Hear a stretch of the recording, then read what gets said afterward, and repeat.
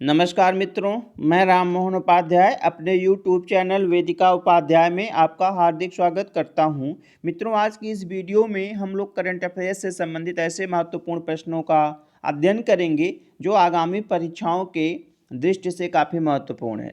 हमारा पहला प्रश्न है, अभी हाल में किस देश ने दुनिया का पहला ऊर्जा द्वीप बनाने की घोषणा की? पहला विकल्प ब्रिटेन, दूसरा विकल्प डेनमार्क, तीसरा विकल्प न्यूजीलैंड, चौथा विकल्प स्वीडन। तो हमारा सही आंसर है विकल्प बी, डेनमार्क ने दुनिया का पहला ऊर्जा द्वीप बनाने की घोषणा की जून 2020 में डेनिश संसद ने 2 ऊर्जा द्वीपों के निर्माण की पहल का फैसला किया। ठीक है, जो पहला ऊर्जा द्वीप है वह कहाँ पे बनाया जाएगा? उत्तरी सागर में। कहाँ पे? उत्तरी सागर में बनाया जाएगा। और जो दूसरा द्वीप है वह आपका बाल्टिक सागर में। कहाँ पे? बाल्टिक सागर में एक द्वीप है बोर्नहोम द्वीप में बनाया जाएगा। ठीक है, इसका उद्देश्य क्या है? कृत्रिम द्वीप बनाने का उद्देश्य क्या है? तो इसका जो प्राथमिक उद्देश्य ये है कि अपतटीय पवन ऊर्जा का है। ठीक है, तो अपतटीय पवन ऊर्जा का उत्पादन करके यूरोपीय संघ में 3 मिलियन से अधिक घरों की विद्युत आवश्यकताओं को पूरा करना तथा पर्याप्त हरित ऊर्जा भंडारण एवं उत्पादन में अपने आप को सक्षम बनाना ही जो है इसका प्राथमिक उद्देश्य है। तो जो हमारा उत्तरी सागर का कृत्रिम ऊर्जा द्वीप है उत्तरी सागर का, उसका क्षेत्रफल काफ़ी बड़ा है, लगभग 1,20,000 वर्ग मीटर। ठीक है, इसका क्षेत्रफल है बताया लगभग 18 फुटबॉल मैदानों के आकार के बराबर का यह द्वीप होगा। हमारा दूसरा प्रश्न है, अभी हाल में ही प्रधानमंत्री नरेंद्र मोदी ने असम के किन 2 ऐतिहासिक स्थलों का दौरा किया? पहला विकल्प ढकियाजुली, दूसरा विकल्प जिरेंगा पोथार, तीसरा विकल्प ए एवं बी दोनों, चौथा विकल्प इनमें से कोई नहीं। तो हमारा सही आंसर है विकल्प सी, ए एवं बी, मतलब ढकियाजुली और जिरेंगा पोथार दोनों स्थलों का उन्होंने दौरा किया था। और दोनों स्थल कहाँ पे हैं? असम में हैं। और दोनों कैसे स्थल हैं? ऐतिहासिक स्थल हैं। तो जो आपका ढकियाजुली है, ठीक है, यह भारत छोड़ो आंदोलन से संबंधित है। ढकियाजुली नामक स्थल किससे संबंधित है? भारत छोड़ो आंदोलन से संबंधित है। यहाँ पे 20 सितंबर, कब? 20 सितंबर 1942 को जो है एक दस्ता था, क्रांतिकारी दस्ता था जिसका नाम था मृत्यु वाहिनी नामक दस्ते ने आप जुलूस निकाला। ठीक है, और उनका जुलूस जो है पुलिस स्टेशनों तक पहुंचा। जब हाँ, एक महत्वपूर्ण चीज़ ये है कि इस जुलूस में महिलाओं की संख्या पर्याप्त थी, क्योंकि सविनय अवज्ञा आंदोलन तक जो है असम में महिलाओं की भागीदारी नगण्य थी, लेकिन भारत छोड़ो आंदोलन के समय महिलाओं की भागीदारी पर्याप्त थी। तब जब भीड़ ने थाने पे तिरंगा फहराने का प्रयास किया तो पुलिस वालों ने जो है क्या किया? गोलीबारी की, जिसमें 15 लोग शहीद हो गए। और उनमें से महत्वपूर्ण ये है, आप लोगों ने सुना होगा नाम तिलेश्वरी बरुआ का नाम आप लोगों ने सुना होगा। ठीक है, तिलेश्वरी बरुआ जो है स्वतंत्रता संग्राम की ऐसी सेनानी है स्वतंत्रता संग्राम की जो सबसे कम उम्र में शहीद हुई थी। लगभग 12 वर्ष इनकी उम्र थी और ये शहीद हो गई थी। इनके साथ ही साथ कनकलता बरुआ, पुष्पलता बरुआ, ठीक है, इन लोगों का नाम भी आता है। तो दूसरा स्थान जो जिरेंगा पोथार जो 17वीं शताब्दी में एक वहाँ पे राजकुमारी थी जयमती। तो उसका जो एक रानी थी और उसके पति को जो है कुछ लोगों ने जो है राज उनका हड़पना चाहा, तो उसका पति जो है छिपकर एक ऐसे स्थल पर छिप गया जहाँ किसी को जिस जहाँ किसी को उसकी जानकारी नहीं हो सकती थी। तो क्या किया विरोधियों ने, उनकी पत्नी जयमती को, जो कि उस समय गर्भवती थी, उनको पकड़ ले गए और उनसे बहुत उनको यातनाएं दी, बहुत पूछा, लेकिन उसने अपने पति का जो है पता नहीं बताया। इसलिए जो है ये इसका बलिदान दिवस, वहाँ पे जयमती का बलिदान दिवस मनाया जाता है। और वह कहाँ पे मरी थी? जेरंगा पोथार में ही उनकी मृत्यु हुई थी। तो इसलिए ये दोनों स्थल जो है ऐतिहासिक हैं और इन ऐतिहासिक स्थलों का हमारे प्रधानमंत्री के द्वारा जो है जनवरी फरवरी में भ्रमण किया गया और वहाँ पे उन्होंने जनता को संबोधित भी किया। हमारा अगला प्रश्न है, मित्रों आगे बढ़ने से पहले आपसे अनुरोध है कि आप वीडियो को देखने के पश्चात सब्सक्राइब, लाइक एवं शेयर अवश्य करें। साथ ही साथ अपने सुझावों को कमेंट बॉक्स में अवश्य दें। हमारा तीसरा प्रश्न है, हाल में ही चर्चित रहा भाषण 4 द्वीप अवस्थित है। कौन सा द्वीप? भाषण 4 द्वीप। पहला विकल्प बांग्लादेश, दूसरा विकल्प नेपाल, तीसरा विकल्प म्यांमार, चौथा विकल्प पाकिस्तान। तो हमारा सही आंसर है विकल्प ए, भाषण 4 द्वीप। कहाँ पे अवस्थित है? यह बांग्लादेश में अवस्थित है। इसे चारपिया, ठीक है, या थेंगार, इसे चारपिया या थेंगार 4 द्वीप के नाम से भी जाना जाता है, ठीक है। और बांग्लादेश के हटिया में यह है चारपिया, या ठीक है, चारपिया द्वीप या भाषण 4 द्वीप कहाँ पे है? यह बांग्लादेश के हटिया में अवस्थित है। और इसका निर्माण जो है 2006 में हिमालयन गाद से हुआ था, ठीक है। हाल में यह चर्चित क्यों रहा? हाल में ही यह चर्चित क्यों रहा? यह चर्चित इसलिए रहा है कि बांग्लादेश की सरकार ने जो है एक परियोजना उनकी है आश्रयन परियोजना। तो आश्रयन परियोजना के अंतर्गत यहाँ पे कुल 1440 इमारतें बनवाने का फैसला किया, जिनकी कुल लागत 2300 करोड़ रुपए आएगी। और उनमें जो है रोहिंग्या शरणार्थी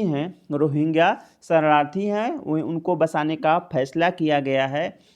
एक्चुअली कोरोना काल में यहाँ पे जो है कुछ रोहिंग्या शरणार्थी जो है भागने का प्रयास किए थे और उनको पकड़ कर जो है इसी द्वीप में जो है रखा गया था। यह एक्चुअली जो है यह द्वीप जो है बहुत ही निर्जन है, इसलिए जो है वहाँ के लोगों द्वारा इसका विरोध किया जा रहा है। हमारा अगला प्रश्न है, नेशनल फिश फार्मर्स डे मनाया जाता है।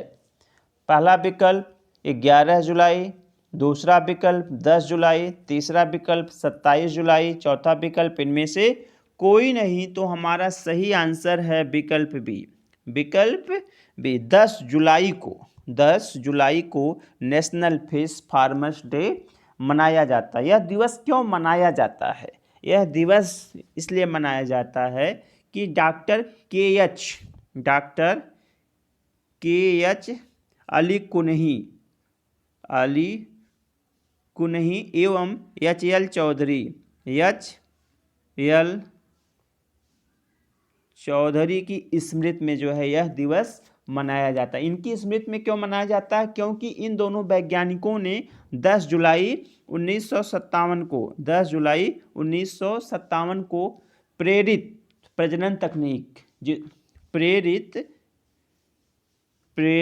प्रजनन तकनीक जिसे हम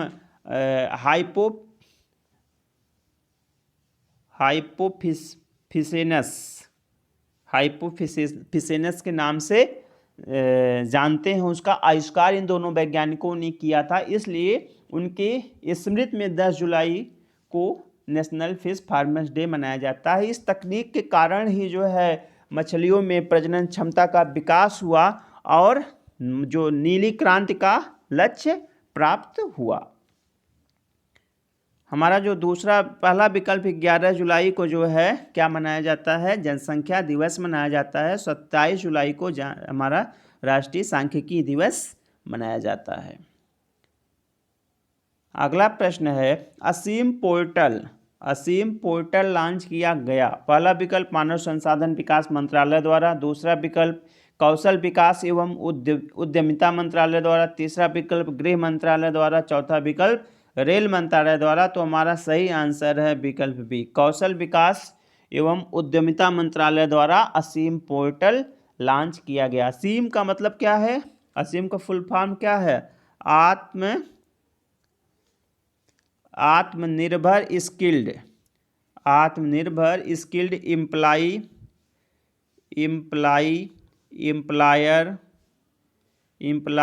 एम्प्लॉयर मैपिंग। ये जो है इसका फुल फॉर्म है किसका? असीम का, असीम पोर्टल का। तो इसका निर्माण जो है कौशल विकास एवं उद्यमिता मंत्रालय द्वारा जो है बेंगलुरु की एक कंपनी है, उसका नाम है बेटर प्लेस के सहयोग से इसका विकास किया गया। इसको बनाने का उद्देश्य ये है कि इस पर जो उपलब्ध डाटा उसका विश्लेषण करके नीति निर्धारण में सहायता प्रदान हो सकेगी। हमारा अगला प्रश्न है हाल में ही किस देश में तख्ता पलट हुआ है?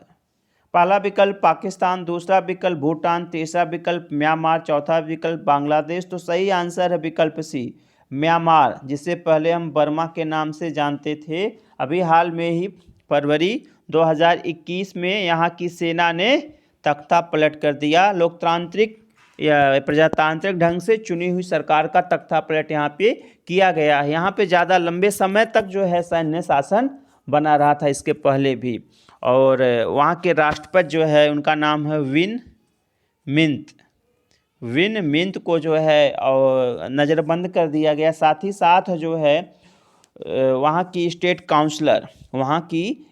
काउंसलर आंग सान सूची जिनका नाम है, उनको भी गिरफ्तार कर लिया गया। ठीक है, और उनको गिरफ्तार करने का बहुत ही तुच्छ आरोप इनके ऊपर लगा वहाँ कि इन्होंने जो है 4 आयातित रेडियो अपने घर में रखे हैं और जो उनका आयात निर्यात का उनका जो नियम है उन मानकों के अनुरूप जो इसकी खरीदारी नहीं हुई है। तो म्यांमार की राजधानी कहाँ पे है? नेपी-डाव वहाँ की राजधानी है। अगला प्रश्न है भारत में कुल कितने टाइगर रिजर्व पार्क हैं? पहला विकल्प 50, दूसरा विकल्प 51, तीसरा विकल्प 45, चौथा विकल्प इनमें से कोई नहीं। तो हमारा सही आंसर है विकल्प बी, भारत में कुल कितने टाइगर रिजर्व पार्क हैं? 51 टाइगर रिजर्व पार्क हैं। और अभी हाल में ही जो है तमिलनाडु में, कहाँ पे? तमिलनाडु में मेघमलई श्री विल्लुपुथूर टाइगर रिजर्व पार्क को जो है देश का 91वां टाइगर रिजर्व पार्क घोषित किया गया। यह तमिलनाडु का 5वां टाइगर रिजर्व पार्क है। हमारा अगला प्रश्न है देश का पहला तूफान अध्ययन परीक्षण मंच स्थापित किया जा रहा है। पहला विकल्प उत्तराखंड में, दूसरा विकल्प ओडिशा में, तीसरा विकल्प बिहार में, चौथा विकल्प असम में। तो हमारा सही आंसर है विकल्प बी, ओडिशा में। ठीक है, देश का पहला अध्ययन परीक्षण केंद्र जो मंच जो है कहाँ पे स्थापित किया जा रहा है? उड़ीसा में। कहाँ पे? बालासोर में। उड़ीसा के बालासोर में स्थापित किया जा रहा है। इसका उद्देश्य क्या है? स्थापित करने का उद्देश्य इसका ये है कि आकाशीय बिजली गिरने से होने वाले जानमाल के नुकसान को रोकना। अभी हाल में ही जो है मानसून परीक्षण केंद्र बनाने की भी योजना है सरकार की। तो अगर बनेगा तो देश का पहला मानसून परीक्षण केंद्र होगा और उसे भोपाल में बनाने की योजना है। कहाँ पे? उसे भोपाल में बनाने की योजना है। तो आपका ये जो देश का पहला तूफान अध्ययन परीक्षण मंच स्थापित किया जा रहा है उड़ीसा के बालासोर में, तो इसका निर्माण जो है किसके द्वारा किया जा रहा है? तो पृथ्वी विज्ञान मंत्रालय, मौसम विभाग, DRDO और इसरो के सहयोग से इसका निर्माण किया जा रहा है। हमारा अगला प्रश्न है 104वां संविधान संशोधन 104वें संविधान संशोधन द्वारा संसद एवं विधानसभा में सीटों का आरक्षण कब तक बढ़ा दिया गया है? तो पहला विकल्प 25 जनवरी 2023, दूसरा विकल्प 25 जनवरी 2031, तीसरा विकल्प 25 जनवरी 2030, चौथा विकल्प इनमें से कोई नहीं और हमारा सही आंसर है विकल्प सी, 25 जनवरी 2030 तक जो है विधानसभा और लोकसभा में अनुसूचित जात जनजात एवं एंग्लो इंडियन के जो है सदस्यों का जो आरक्षण है उसे 10 वर्ष के लिए बढ़ाकर 25 जनवरी 2030 तक कर दिया गया। इसके पहले जो है यह 25 जनवरी 2020 तक था। ठीक है, और यह किस संविधान संशोधन के द्वारा किया गया? 104वें संविधान संशोधन के द्वारा किया गया। और कौन सा विधेयक था? 126वां विधेयक संविधान, ठीक है, संविधान संशोधन विधेयक प्रस्तुत किया गया था जो कि 104वां संविधान संशोधन का जो है रूप लिया। तो इसमें जो है कि 104वें संविधान संशोधन के तहत लोकसभा और विधानसभाओं में अनुसूचित जातियों जनजातियों के लिए आरक्षण की अवधि कितने वर्ष के लिए बढ़ाई गई? 10 वर्ष बढ़ा दी गई। ठीक है, और इन दोनों वर्गों के लिए लोकसभा एवं विधानसभा में सीटों का आरक्षण 25 जनवरी 2030 तक बढ़ाने का प्रावधान है। ठीक है, और हाँ, एक चीज़ इसमें और है कि इसी संविधान संशोधन के द्वारा जो है संसद में एंग्लो इंडियन समुदाय का प्रतिनिधित्व समाप्त कर दिया गया। अब जो है 2 सीटों पे और चुनाव होगा, क्योंकि 2 सीटों पे जो एंग्लो इंडियन की नियुक्ति की जाती थी उसे समाप्त कर दिया गया। ठीक ना। आपका एक अनुच्छेद है, अनुच्छेद 334, अनुच्छेद 334 में जो है इसके तहत संशोधन किया गया। 334 में क्या होता है कि जो 334A है, 334A, ठीक है, इसमें ST के आरक्षण, SC ST के आरक्षण को बढ़ाने के लिए है प्रावधान है। और 334B में जो है एंग्लो इंडियन के आरक्षण को बढ़ाने की जो है सिफारिश की जाती है। हमारा अगला प्रश्न है, अभी हाल में ही उत्तराखंड के किस जिले में ग्लेशियर टूटने से बाढ़ आ गई? तो पहला विकल्प हरिद्वार, दूसरा विकल्प चमोली, तीसरा विकल्प पिथौरागढ़, चौथा विकल्प इनमें से कोई नहीं। तो हमारा सही आंसर है विकल्प बी, चमोली। अभी हाल में ही उत्तराखंड के चमोली जिले में जो है एक नदी है ऋषिगंगा। तो ऋषिगंगा में एक ग्लेशियर टूट के गिर गया, जिससे ऋषिगंगा में बाढ़ आई, फिर बाद में धौलगंगा में बाढ़ आ गई, फिर अलकनंदा प्रभावित हुई। ठीक है, तो उत्तराखंड में पूरी बाढ़ आ गई और जनजीवन व्यस्त हो गया। यहाँ पे चमोली में ऋषिगंगा प्रोजेक्ट बनाया जा रहा था, उस पर भी असर पड़ा है। तो मित्रों, आज की वीडियो में मैंने कुल 10 प्रश्नों को स्थान दिया है और ये सभी प्रश्न आगामी परीक्षाओं के दृष्टि से काफ़ी महत्वपूर्ण हैं। तो मित्रों, वीडियो समाप्त करने से पूर्व आप लोगों से यह एक अनुरोध है कि आप वीडियो को देखने के पश्चात अपने सुझाव को अवश्य दें। अपने सुझाव कमेंट बॉक्स में अवश्य दें, जिससे जो है हमें एक सही दिशा में कार्य करने का मनोबल प्राप्त हो सके। आप लोगों को बहुत बहुत धन्यवाद। नमस्कार।